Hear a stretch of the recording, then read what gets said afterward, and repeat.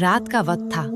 मक्का की गर्म रेत अभी भी दिन की आग अपने अंदर संभाले हुए थी और उसी जलती हुई जमीन पर एक इंसान को लिटाया गया था। उसके सीने पर एक बहुत बड़ा पत्थर रखा गया, इतना भारी कि सांस लेना भी मुश्किल हो गया। उसके जिस्म पर कोड़े बरसाए गए, उसकी जिल्द जल रही थी, उसका जिस्म जख्मी था, लेकिन उसके होठों से सिर्फ एक लफ्ज निकल रहा था, अल्लाह एक है, अल्लाह एक है।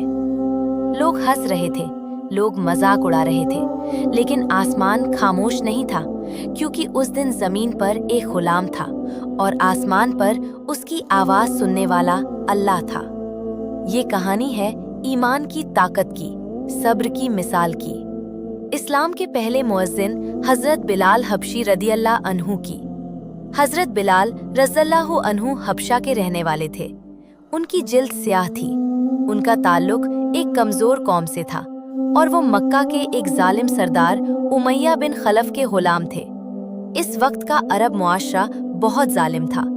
गुलामों को इंसान नहीं समझा जाता था, उन्हें खरीदा और बेचा जाता, उन्हें मारा जाता, उन्हें जलील किया जाता, और हजरत बिलाल भी उन्हीं गुलामों में से एक थे।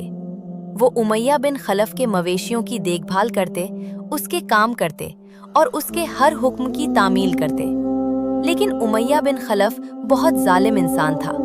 वो मामूली गलती पर भी सजा देता, उन्हें मारता, उन्हें भूखा रखता, उन्हें तपती धूप में खड़ा रखता।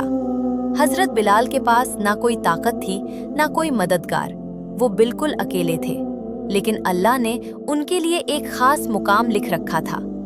मक्का की गलियों में एक खबर फैलने लगी। लोग एक शख्स का जिक्र कर रहे थे जो कह रहा था, अल्लाह एक है, कोई बुत खुदा नहीं। ये शख्स थे हजरत मोहम्मद सल्लल्लाहु अलैहि वसल्लम। हजरत बिलाल ने जब ये पैगाम सुना तो उनके दिल में रोशनी उतर गई, क्योंकि पहली बार किसी ने कहा, सब इंसान बराबर हैं, न कोई गुलाम न कोई आका।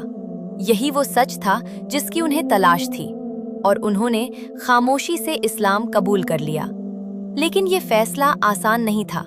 जब उमैया बिन खलफ को पता चला कि उसका गुलाम बिलाल रज़ियल्लाहु अन्हु मोहम्मद सल्लल्लाहु अलैहि वसल्लम पर ईमान ले आया है, तो वो आग बगोला हो गया।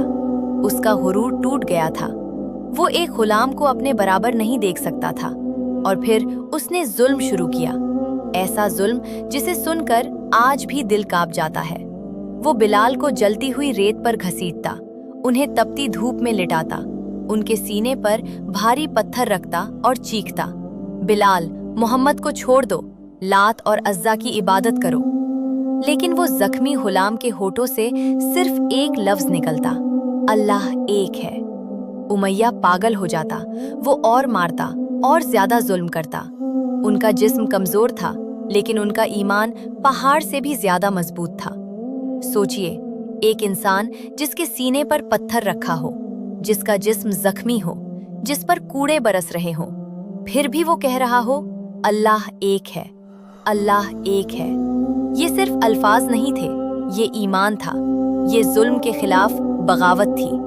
लोग हैरान थे, क्योंकि ये हिम्मत अल्लाह दे रहा था। एक दिन हजरत अबू बकर सिद्दीक वहां से गुजर रहे थे।